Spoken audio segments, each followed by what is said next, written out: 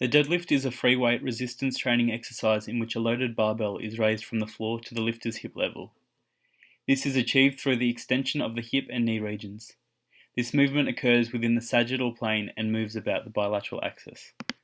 The deadlift can be broken down into 3 phases. These are the lift-off, the pull-through, and the lockout phases. Phase 1, the lift-off. This phase is initiated when the lifter, after assuming setup, lifts the bar from the floor. Within this phase, the spine is held in a neutral position, while vertical acceleration of the bar is held over the midfoot and produced through leg drive. Phase 2, the pull-through. The second phase begins as the bar moves towards the knees and continues until the bar reaches just below the hips. Within this phase, knee extension decelerates at around 145 degrees, and hip extension becomes a prime mover. Furthermore, lumbar erectors change from isometric contraction to concentric contraction. Phase 3, the lockout. In the final stage, knee, hip, and vertebral column complete extension and lock out together. Muscles involved during the lifting phase and changes in joint angles. At the ankle region, plantar flexion occurs through the concentric contraction of the plantar flexors. This occurs at the beginning of the lift and carries through until the descending phase.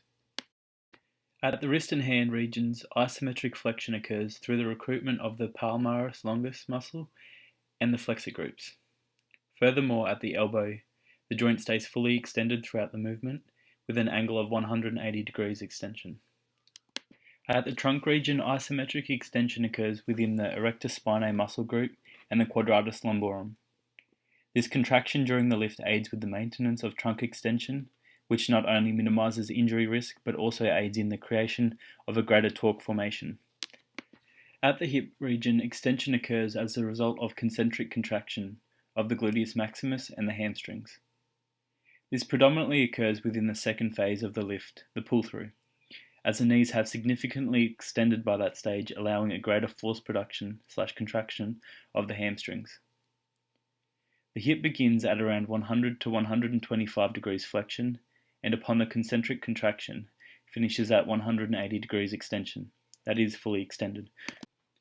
Lastly, within the knee region, concentric extension occurs as a result of contraction of the quadriceps muscle group. This force produced by the quadriceps alters the knee region, knee angle from around 120 to 150 degrees at flexion to 180 degrees at full extension. The deadlift is an example of a first-class lever system in that it displays the fulcrum at the hip, with the effort force being the hip extensors.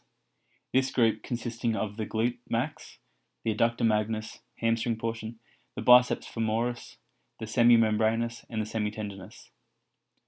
The resistive force being the barbell carried by the arms and the upper back, which is kept straight and moves as a single lever during the motion.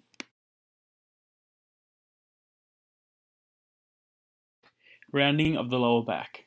This is a common flaw within the completion of the deadlift, which not only reduces the efficiency of the movement, but also puts the spinal column in a vulnerable position, which can cause a range of back problems, the main one being disc hernias. These herniations have been identified to occur within the L4 to S1 region 85 to 95% of the time.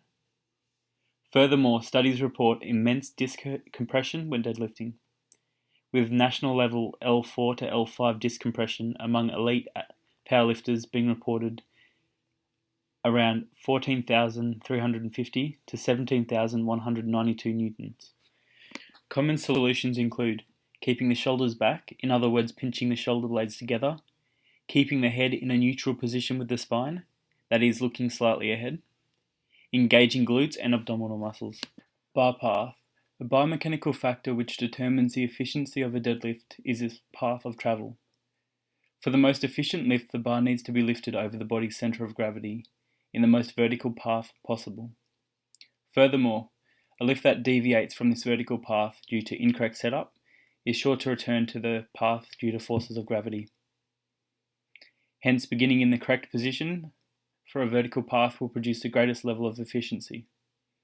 Pointers for this include placing the bar over the midfoot, that is 2.5 centimeters from the shin, where the body's center of gravity lies, having shoulders 7 to 11 degrees in front of the bar, and having a shin angle of around 8 degrees forward of vertical.